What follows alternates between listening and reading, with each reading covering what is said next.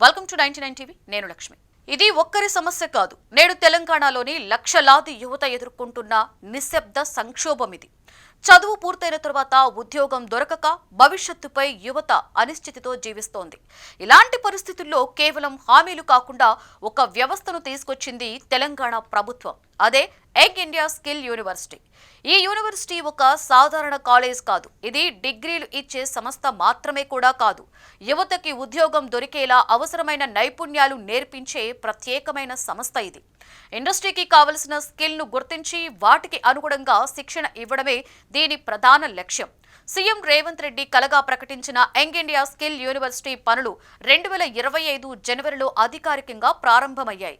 ఇది తెలంగాణ యువతకు ఒక కొత్త దారిని చూపిస్తోంది. ఇప్పటి వరకు మన విద్యా వ్యవస్థ పుస్తకాలు, పరీక్షలు, సర్టిఫికెట్ల చుట్టూనే తిరిగింది. కానీ ఈ స్కిల్ యూనివర్సిటీ మోడల్ దానికి పూర్తిగా భిన్నంగా ఉంది. ఇక్కడ మెషిన్స్ తో పని, ప్రాక్టికల్ ట్రైనింగ్, నేరుగా ప్లేస్మెంట్ కు ప్రాధాన్యత ఉంటుంది. ఇండస్ట్రీతో కలిసి కోర్సులు రూపొందించి అదే ఇండస్ట్రీలో ట్రైనింగ్ ఇచ్చి ఉద్యోగ అవకాశాలు కల్పించే విధంగా ఈ వ్యవస్థను రూపొందించారు. ఇకపై యువత ఉద్యోగాల కోసం హైదరాబాద్ నుండి బెంగళూరు, పూణే తిరగనివ్వమన్నారు మంత్రి శ్రీధర్ బాబు. ఉద్యోగాలే తెలంగాణకి వస్తాయన్నారు. మంత్రి శ్రీధర్ బాబు మాటల్లో విశ్వాసం కలిగింది.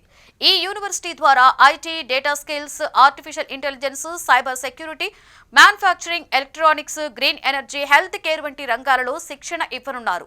ఇవి భవిష్యత్తులో అవసరమయ్యే స్కిల్స్ మాత్రమే కాదు, నేటి మార్కెట్ కు అత్యంత అవసరమైన నైపుణ్యాలు. ఈ యూనివర్సిటీ వల్ల గ్రామీణ యువత, మధ్యతరగతి కుటుంబాల పిల్లలు, డిగ్రీ చదివినా ఉద్యోగం రాని వారు, స్కిల్స్ ఉన్నా కూడా అవకాశాలు దొరకని వారికి ఎక్కువగా ఉపయోగపడుతుంది.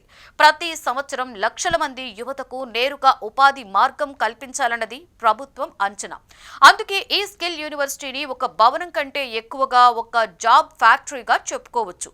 ఎన్నికల సమయంలో కాంగ్రెస్ ఇచ్చిన ఉద్యోగాలే మా పాలనకి పునాది అనే మాటలకు ఇది ప్రాక్టికల్ రూపమని చెప్పొచ్చు.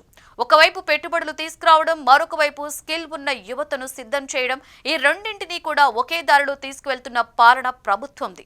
సీఎం రేవంత్ రెడ్డి చెప్పినట్లుగా డిగ్రీలు అమ్మే కాలం పోయింది, స్కిల్స్ నిర్మించే కాలం వచ్చింది. ఇది కేవలం ఒక విద్యా సంస్కరణ కాదు, తెలంగాణ యువత భవిష్యత్తుకు వేసిన పునాది అని తెలుస్తోంది. 2025 జనవరి తెలంగాణ యువతకు ఒక కొత్త ఆశగా మారింది. అంతేకాకుండా డిగ్రీ చేతిలో పెట్టుకుని నిరుద్యోగిగా తిరిగే పరిస్థితికి నెమ్మదిగా ఫుల్ స్టాప్ పెట్టే ప్రయత్నం ఇది. యంగ్ ఇండియా స్కిల్ యూనివర్సిటీ కేవలం ఒక యూనివర్సిటీ కాదు, యువతకి ఉద్యోగానికి దారి చూపించే తెలంగాణ మోడల్ అని చెప్పవచ్చు.